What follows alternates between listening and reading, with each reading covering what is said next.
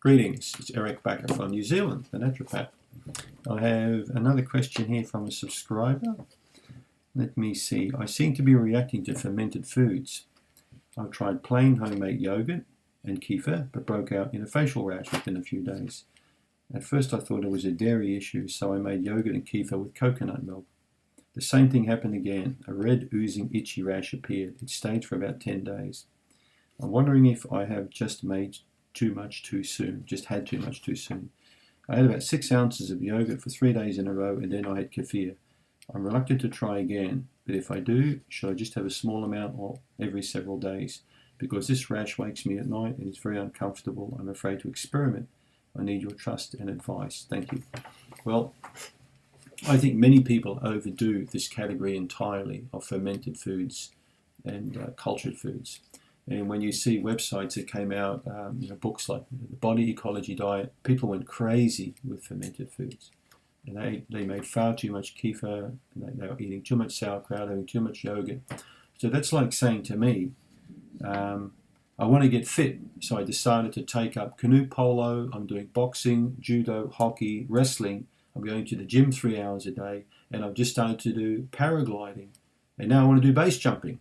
But I'm feeling bad. I wake up in the night and my body's aching all over. What's wrong with me? Why am I feeling like crap all the time? I'm only playing 15 different types of sports.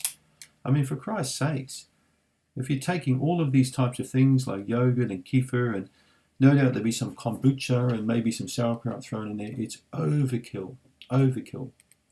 The gut can't handle this kind of microbial onslaught. So when you're pummeling the body with all of these particular acids like high-dose lactic acid food, multiple types of yeasts in these food and bacteria, it's total overkill.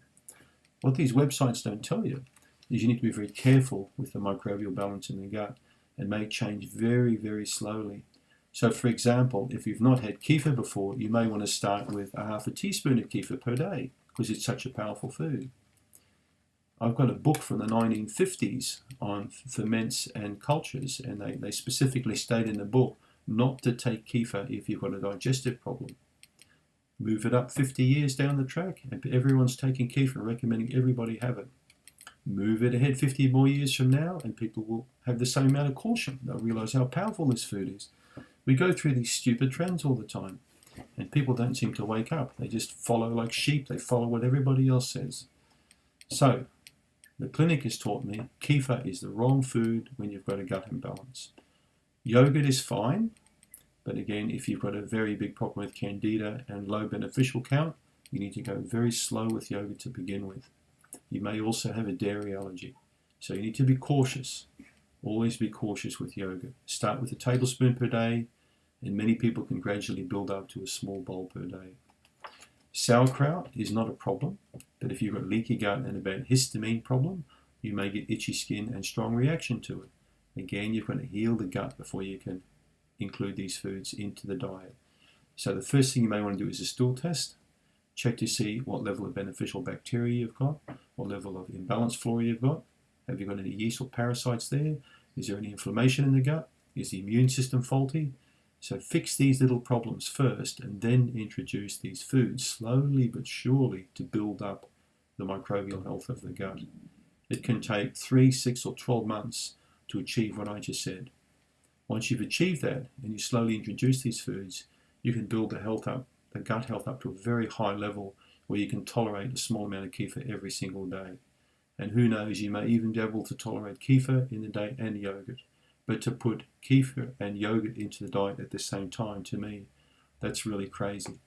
That's literally like doing 3 hours of gym work a day and then 3 hours of running every day. You're just going to overkill the body, all right? So back off and take it nice and easy and build up very slowly. The rash will disappear as you back off these irritating kind of culture and fermented foods. So don't forget, kefir is a ferment and it's full of yeast. People don't realize that you can actually get candida strains from kefir. You need to be very careful with this food. So, I hope that gives you a bit of trust and advice. Thanks for the question.